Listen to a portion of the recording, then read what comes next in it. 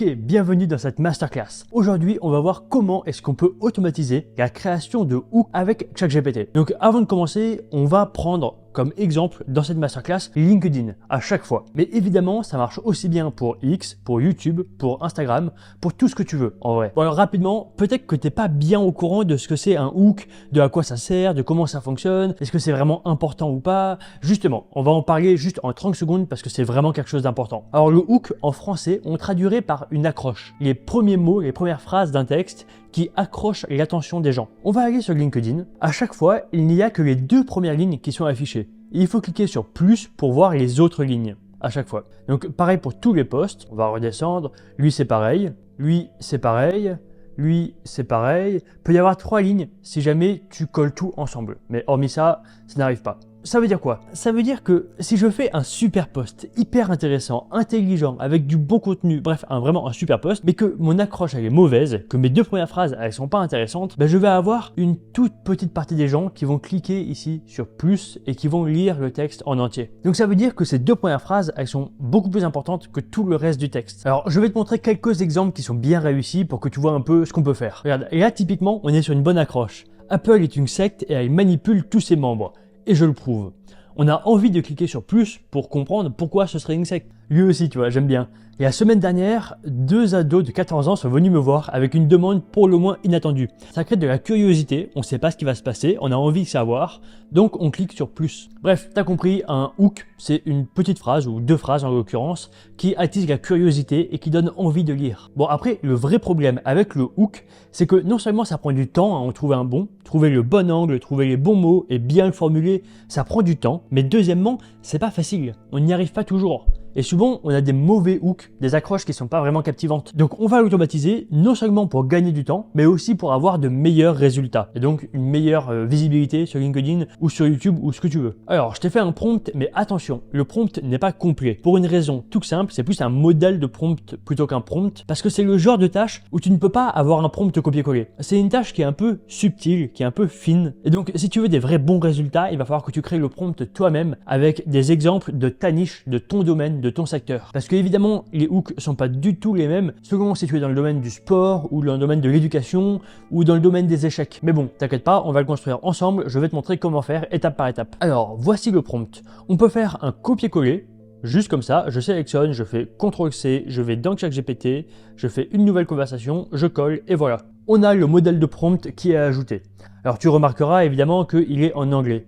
Est-ce que c'est obligatoire? Non, t'ai mis juste en dessous une version traduite en français si tu as envie, mais je te recommande vivement de l'utiliser en anglais. Dans cette masterclass, en plus, je vais te montrer comment faire pour tout écrire en français et que ça marche quand même vachement bien et traduire à chaque fois, donc c'est pas un problème. Bref, la première phrase, c'est juste pour lui expliquer la tâche. Et la tâche, c'est de trouver un hook qui est bon. Et donc, il va analyser le sujet du post pour trouver un bon hook. Et j'ai utilisé du few shot prompting. C'est une méthode qui donne plusieurs exemples de réussite et ensuite on lui demande de faire pareil pour nous. Et là on donne 3 exemples, tu vas voir, on va les remplir ensemble et ensuite on va lui dire fais pareil pour moi, pour mon post à moi. Là il faut qu'on trouve 2 ou 3 exemples bien faits, c'est tout simple, on va aller sur LinkedIn et là maintenant il faut que tu trouves 1 ou 2 ou 3 comptes qui font les choses bien dans ta thématique à toi. Donc si tu parles, je sais pas moi, de marketing, trouve 2 ou 3 comptes qui sont vraiment bons sur la partie marketing et qui font des bons hooks. Va sur le compte en question et on va récupérer les accroches. Moi pour l'exemple, il y a un compte qui fait les choses bien, c'est celui-là par exemple. Typiquement, ça c'est un post que j'aurais pu faire et qui m'intéresse. Donc je vais récupérer l'accroche,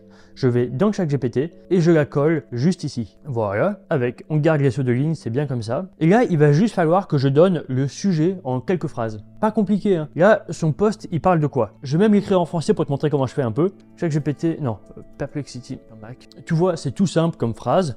Je vais dans ChatGPT, je lui dis, hop, traduis ça en bon anglais, machin. Il va nous la traduire, ça prend 2 secondes, bam, voilà, je reviens ici et je la mets en anglais. C'est mieux. Ensuite, on va faire ça avec une deuxième accroche. Donc écoute, je vais pas m'embêter, je vais garder le même compte. Elle aussi, elle est bonne, je vais dans ChatGPT, je la mets ici en hook, en topic, Google, nouveau logiciel, nouvelle IA, je vais plutôt l'appeler comme ça, nouvelle IA de montage vidéo. par Google, ok.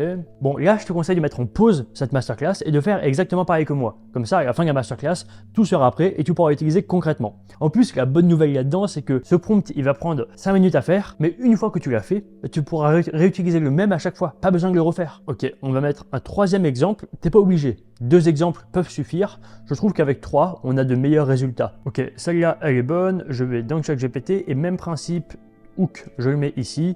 Topic, ChatGPT vient de sortir. Hop, on copie, on colle. Voilà, et voilà, c'est tout simple. Ok, maintenant, ce que je te conseille de faire, c'est de faire entrer et d'arrêter la conversation immédiatement. Comme ça, c'est bon, tu as ton modèle de prompt que tu vas pouvoir réutiliser à chaque fois. On va ouvrir la sidebar, ici, je vais la renommer et on va l'appeler Hook GPT, par exemple, LinkedIn. Tu l'appelles comme tu veux. Moi, comme ça, je trouve que c'est clair et je les retrouve à chaque fois. Et maintenant, dès que tu auras un nouveau post à faire, tu auras juste à cliquer sur le petit crayon juste ici et à mettre un sujet pour ton post. Donc moi, typiquement, un post que je pourrais faire si je postais sur LinkedIn, je poste pas, mais peu importe. Bah typiquement, il y a Perplexity qui a lancé les Spaces. C'est une mise à jour, j'ai fait une vidéo dessus. Si j'avais voulu en faire un post aussi, j'aurais pu dire Perplexity a lancé en anglais. Juste ici, je fais envoyer et on va avoir une bonne accroche. Traduit, on va lui dire en français, traduit en français. Et comme ça, tu peux lui dire aussi, ah mais j'aime pas trop comment c'est formulé, change un peu la formulation.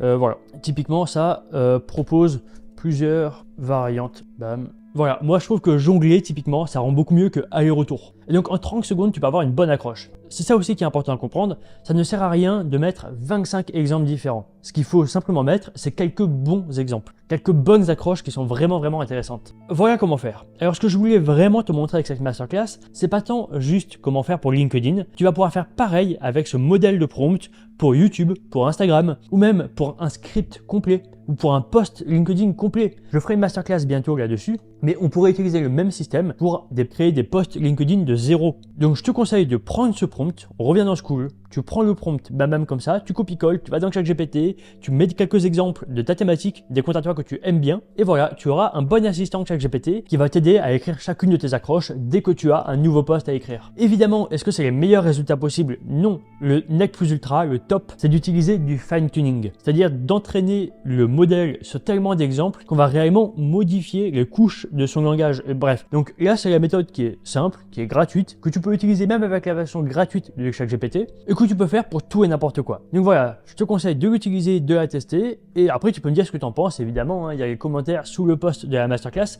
dis-moi ce que tu en penses, si tu as besoin de conseils ou d'une amélioration, ou il y a un truc qui marche pas, dis-moi et on travaillera là-dessus. Voilà, j'espère qu'elle t'a plu, et sur ce, à bientôt.